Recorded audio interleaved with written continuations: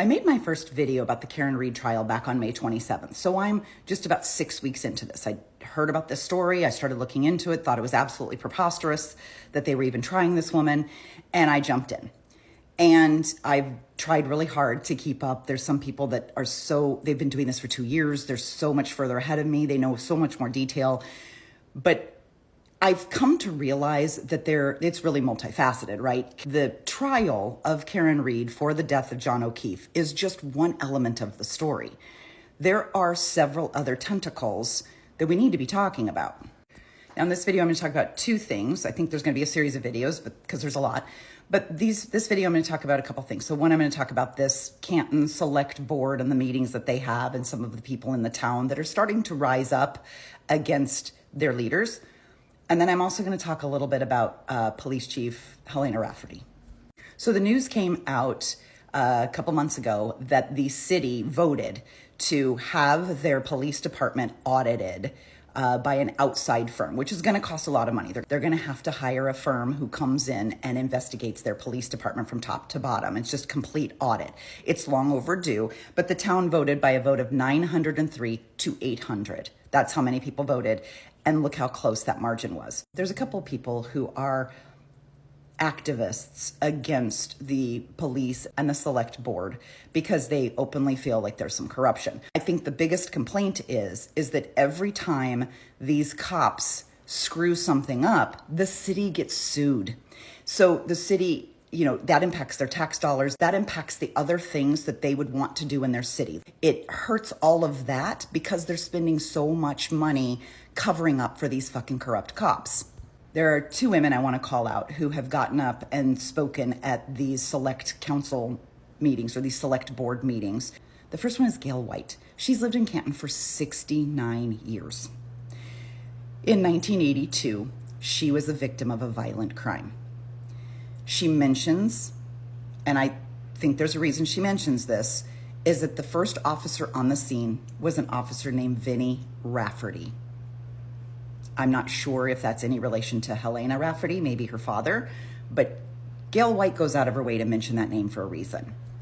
She proceeds to say in that video that the police had done a lackluster job of searching for her assailant to the point where she, and I guess other people she knows, did their own sort of detective work and identified her own assailant and then took information to the police. Unfortunately, the guy didn't get prosecuted because the police didn't have enough evidence. Like they hadn't done a proper investigation to make sure that this guy was caught.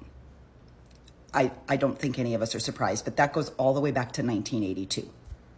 Now, you've probably seen videos of a woman named Rita Lombardi. She's very outspoken. Rita has spoken a number of times at the council meetings, but she also speaks to the press outside the room a lot of the times. And she talks about these lawsuits. So she's really concerned that the city keeps getting sued.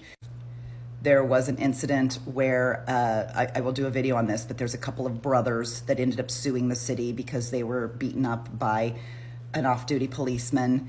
There is another lawsuit pending, which I'm going to talk about in a minute, that has to do with Chief Rafferty.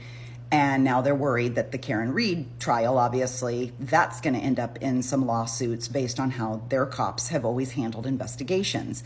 And she's questioning why there's so much turnover in the police department. Why are they having so many problems? Why does it take so long to do something about it? And she openly said in a meeting that you're only safe in this town if you're friends with the McAlberts. So Rita is loudly banging a drum saying something needs to be done. And this brings me to Chief Helena Rafferty. She is the chief of the Canton PD, and she took over after Berkowitz retired.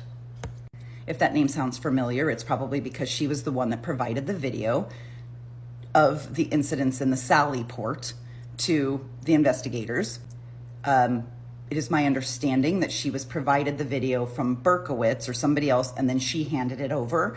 And that was the video that ended up having 42 minutes missing, ended up being inverted, and there were parts of it that were choppy where it was obvious that it had been edited. So she turned over faulty evidence.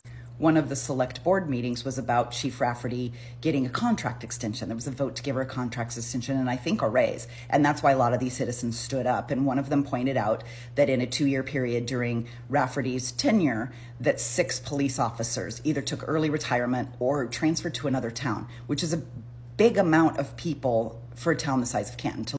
Now, here's what they didn't want you to know about Chief Rafferty. So back in February of this year, she was involved in a vehicular incident.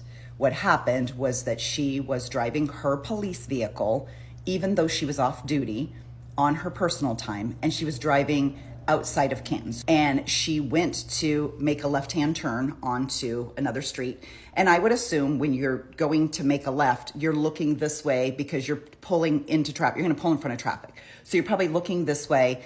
And she goes to turn and discovers that there is a 67-year-old man who is wearing a reflective vest. He's walking in a crosswalk and he's using a cane. According to her, she turns, her headlights caught the reflective vest. She immediately applied the brakes. And this is cold as shit. She says, despite my best efforts, the vehicle still made contact. It's the vehicle's fault. Anyway, so she hits this 67-year-old man. Now, she didn't report it for 6 weeks.